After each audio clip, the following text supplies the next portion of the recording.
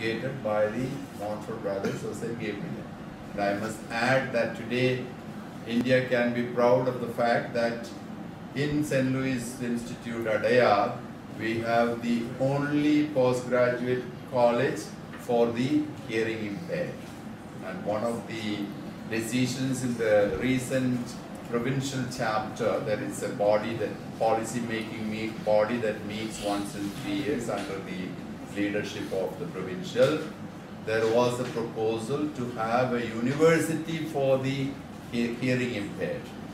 I'm making this statement because empowerment of the weak, the socially backward people and differently able is one of our thrusts, especially empowerment of the women. In the beginning stages, both 18th and 19th century, most of our institutions used to be only for the boys.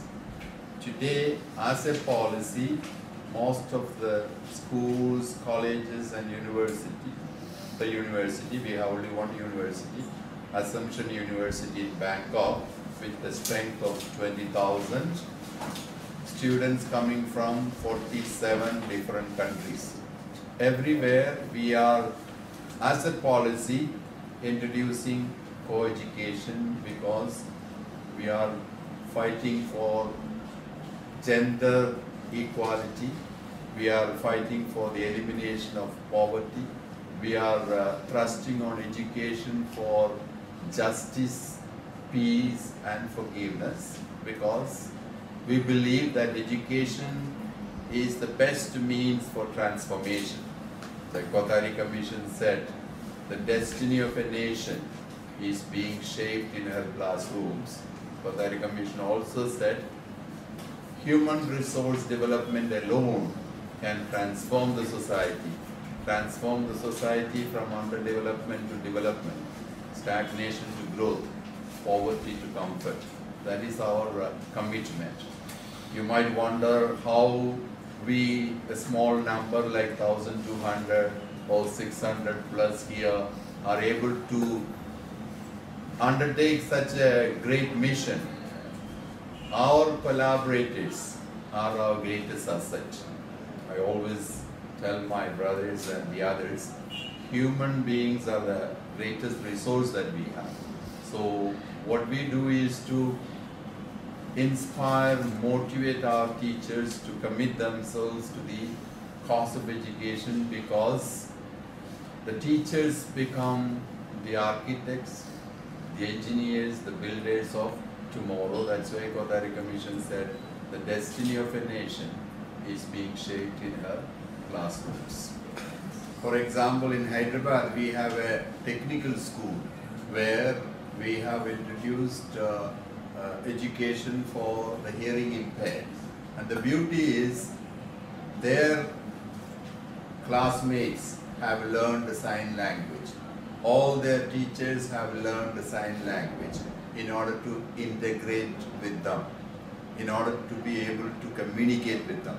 That is what we call social responsibility, making the students become aware of their responsibility towards the differently able, towards the poor, the neglected, and also teaching them to respect women, telling them about the equality of gender, which is also, we also emphasize a lot on environmental responsibility and human rights education, because today those are two important areas where we have been focusing.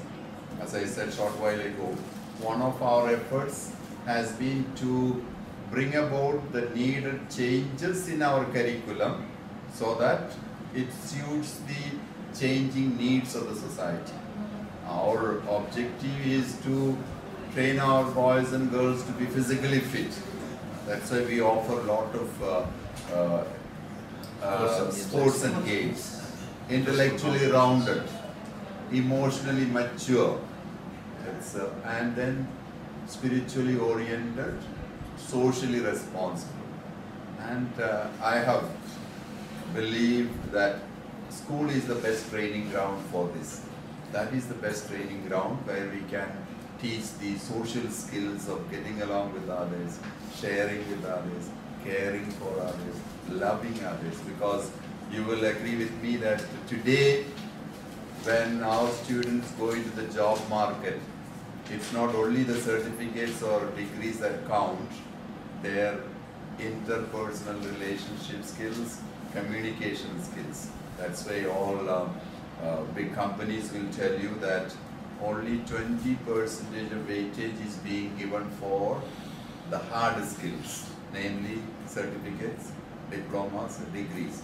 80% is for soft skills, interpersonal relationship skills, and communication skills. That's why in all the Montfort institutions, a lot of importance is given to co-curricular activities.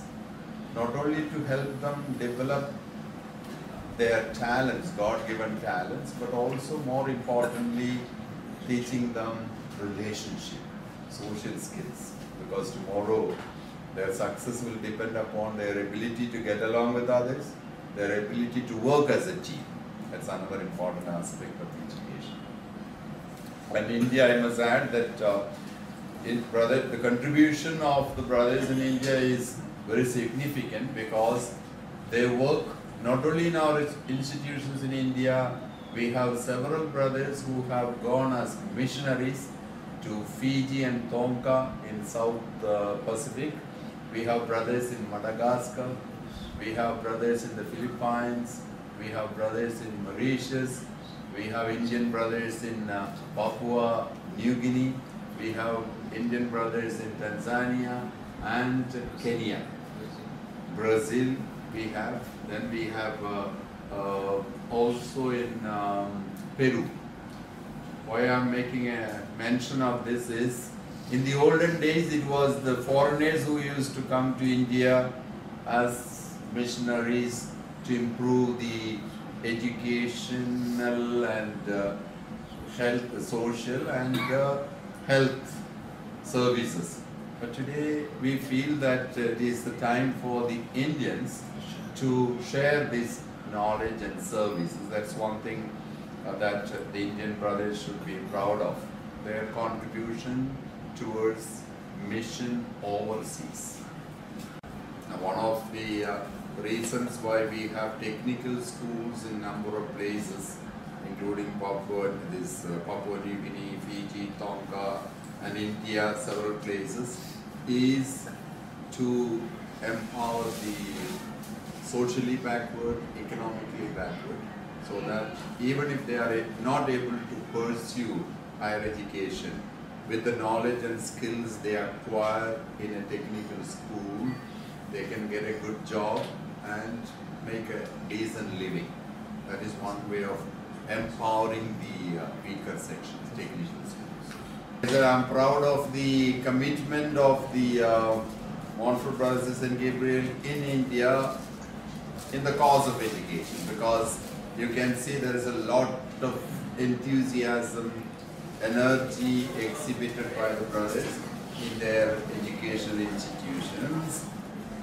They are able to inspire and motivate the lay collaborators, because people, even when I visited Thailand recently, they asked me, okay, we have heard that you have got so many awards, your school used to get national awards and so on.